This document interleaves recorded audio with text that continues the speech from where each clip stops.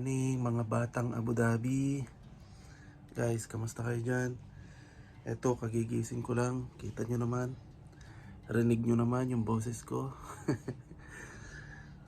Pinainit ko na yung baon ni Sky. Nagpe-prepare na ako ng kanyang pagpasok. So gumigising ako ng maaga para ihatid si Sky sa school.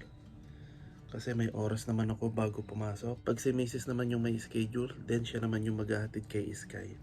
At mamaya naman, si Mrs. naman yung susundo sa kanya. Kasi medyo maaga yung pasok ko ngayon. Good morning sa mga magulang dyan na may mga estudyante, may mga anak dito sa ibang bansa. So, kumusta naman yung school ng inyong mga anak? Mga daddy, mga mommy, mga tatay, mga mama, mga papa, mga nanay. Kamusta kayo dyan? Hi Sky. Hi Sky. Ang hirap gumising sa umaga eh. Teka, prepare ko lang yung kanyang baon. So for today, ang baon ni Sky ay chicken at saka kanin na may toyo. Yan. Kami nung bata pa, nung elementary pa, ang baon ko lagi ay isda at saka itlog. Okay, ito yung kanyang kutsara tilo. Tapos yung kanyang towel. Yeah. Okay. So minsan nilalagyan ko ng prutas yan. Pero ngayon hindi kami nakabili ng prutas. Kaya walang prutas si Sky. So yun na lang muna yung baon niya. Diba Sky? Apa. Oversleep si mama? Apa. At hindi ko ang shirt ko na tayo. Sige.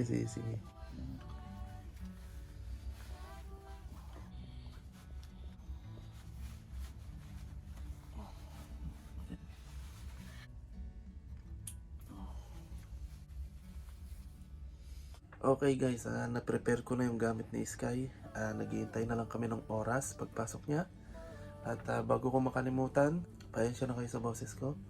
Shoutout nga po pala kay Kabayan, kay Tita Jen. Thank you po Kabayan sa regalo nyo kay Sky. At tuwan-tuwa po siya. Nabusog po siya. Salamat po sa pagkain na pinadala nyo kay Sky. At maraming salamat din nga po pala sa pagbati nyo sa kanya. So, thank you po. At nabusog po kami. Hindi lang po si Sky. Kami din po ay nabusog. At baon ni Sky ngayon yung inyong pinadala. Yung manok, ibinaon po niya yung iba. So, maraming salamat po sa inyo, Kabayan.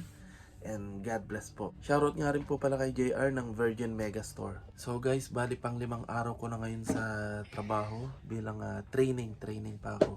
Medyo okay naman as usual. Hindi kasi bago yung company. So, yung mga dinatnan ko doon mga lumang staff na.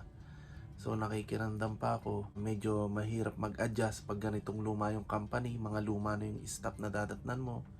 Mas prepared ko kasi at mas maganda kapag yung bago ikaw yung magbubukas. Kaso pag alam mo yung matatagal na yung mga staff doon, medyo mahirap mag-adjust bilang supervisor. Siyempre bago mo pa sila mapasunod, kailangan na mag-gain mo yung trust nila. So, kailangan mo nang maging ako sila bago mautusan, bago nila ako sundin. So far, so good naman. So, ngayon ay Lunes, day off ni Arlene. Ngayon, bago ako mag-day off, ang iniisip ko na kagad kung paano magpahinga ng matagal. Pero dati, nung binata pa ako dito, ang iniisip ko bago mag-day off, saan ako pupunta, saan ako gagala, anong gagawin ko. Pero ngayon, ang iniisip ko na kung paano magpapahinga. Pero dati, gala ang iniisip ko. Gimmick, kumbaga. So, okay na. Nakapag-bihis na si Sky ng kanyang uniform. Maya-maya, ihatid ko na siya sa school niya. Bibili nga pala ako ngayon ng Mang Tomas. Kasi may pinadala si Kabayan sa amin. Regalo niya kay Sky. Shoutout ulit sa'yo, Tita Jenny. Pinadala niya si Sky ng regalo. Manok at saka Krispy Kreme. So yung manok lulutuin namin. Yung may Mang Tomas para magkaroon ng sabaw. Ang hirap magsalita. May plema. Tapos bagong gising. So, pasensya na po kayo. Okay guys, kita nyo naman, ito lang yung baon ni Sky. Samantalang nung elementary ako, saan damakmak yung baon kong libro at saka notebook. Pero dito, walang bit-bit si Sky, ito lang. Alright guys, nandito na kami sa labas.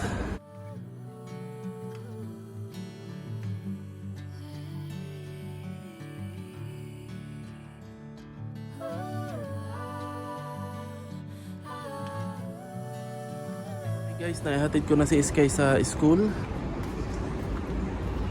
Bibili naman ako ng Mang Tomas dito sa Metro Manila. Lulutuin namin yung manok.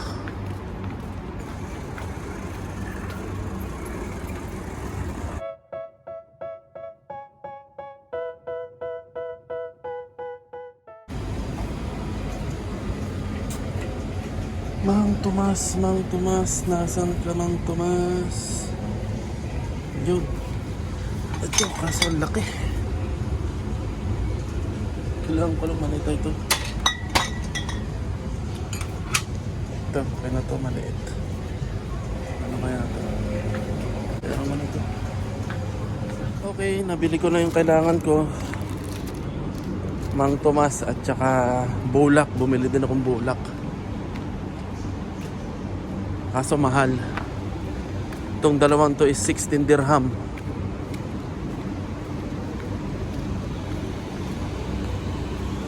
Lahat ng presyo ngayon dito nagmahal na. Ay, naka, buhay.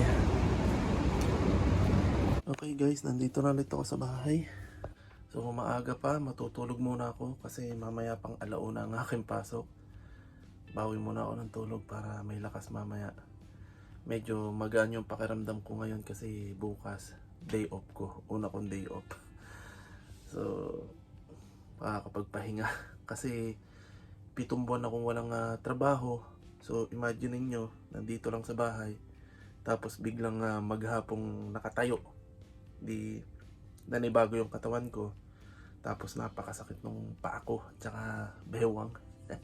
Umiidad na. Kaya kailangan talaga ng pahinga na. Papahinga muna ako.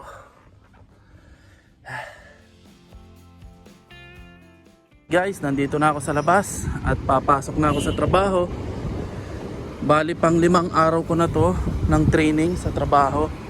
So far so good naman. Napakainit. So nagbabas lang ako papasok at saka pauwi. Mas mura kasi. Nakakapanibago. Tagal kong walang trabaho eh.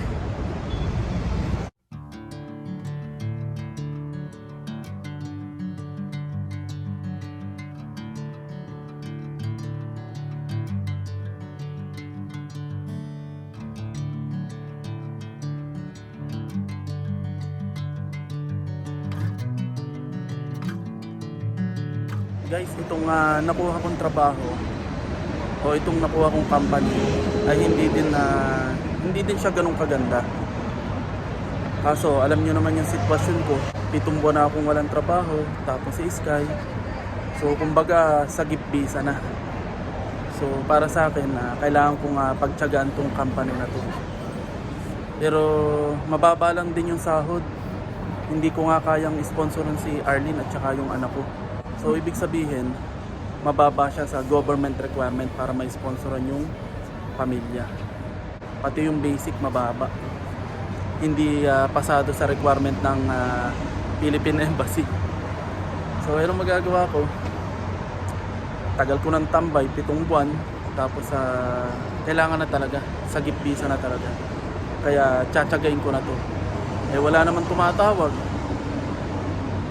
Wala naman akong inaasahang iba at saka yung inihintay ko hanggang ngayon wala pa. Kaya ito lang talaga yung para sa akin. Ito talaga yung kailangan kong tsagain. Nandiyan na yung bus ko. Mamaya na ulit.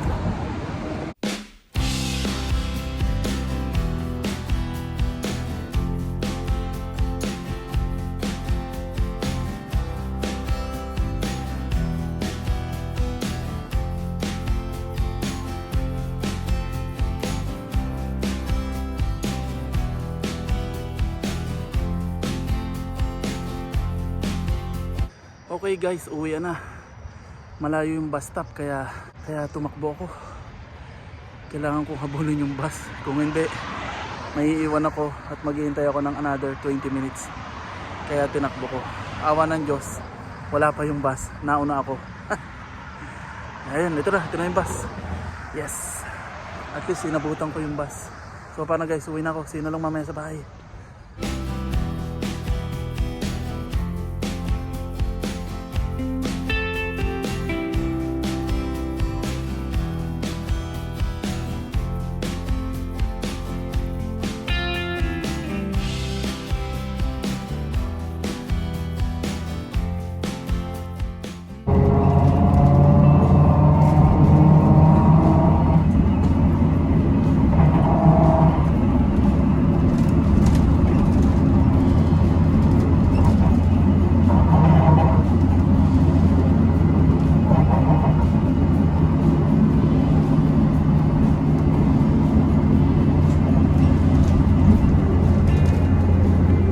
Wakas, nakababa na ako sa bus.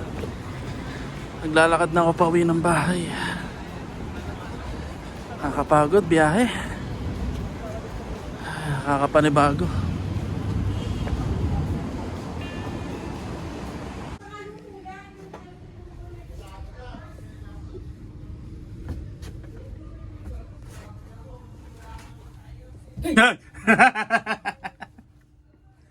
Ay, tulog na si Sky.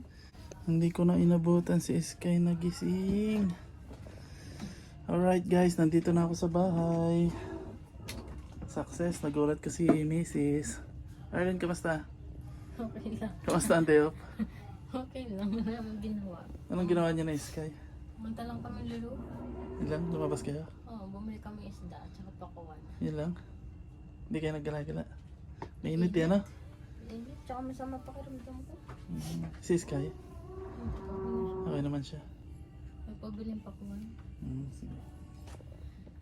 Guys, kumakain na ako. Hindi ko na mapigilan yung gutom ko. Pasensya na kayo. Lumalit na ako ng kain. Saan po tayo?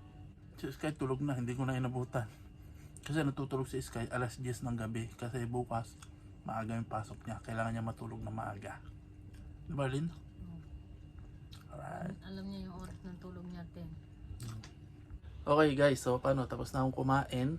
So, nakaraos na naman ng isang araw sa aking bagong trabaho. Trainee pa lang ako. Bukas, ang una kong, kauna-unahan kong day off. So, pahinga muna. Pagkarating ko, naalala ko, kapag dumarating si Mrs. galing trabaho, lagi ko siyang sinasabihan kung may buwisit. Naalala ko tuloy yung may nag-comment na lagi daw ako nagsasabi ng buwisit. Kaya daw siguro ako hindi makahanap ng trabaho. Ako daw yung buwisit. So guys, ipapaliwanag ko lang sa inyo kasi bilang mag-asawa, kapag umuwi siya ng bahay, inaalam ko kung okay yung kalagayan ng asawa ko. Kasi sa aming field, kagaya namin, matagal na kaming nagtatrabaho sa mga mall, sa customer service, sa retail. Araw-araw nakikipagbuno kami sa mga customer. Although hindi lahat ng customer is masama, pero may mga customer na bully o yung abusive. Hindi man physically abusive, verbally abusive sila. May mga customer na sobrang verbally abusive.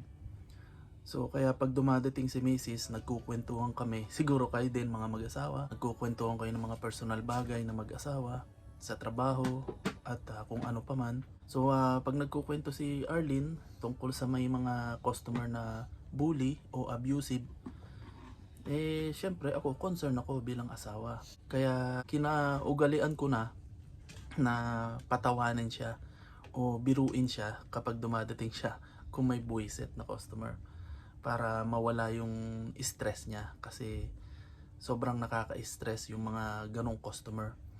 Ikaw ba naman, isang halimbawa lang to, kabubukas pa lang ng supermarket na pinagtatrabahuhan nyo, malaking supermarket, tapos may bibiling customer, isang tubig, 1 dirham, tapos ang ibabayad sa'yo 1,000.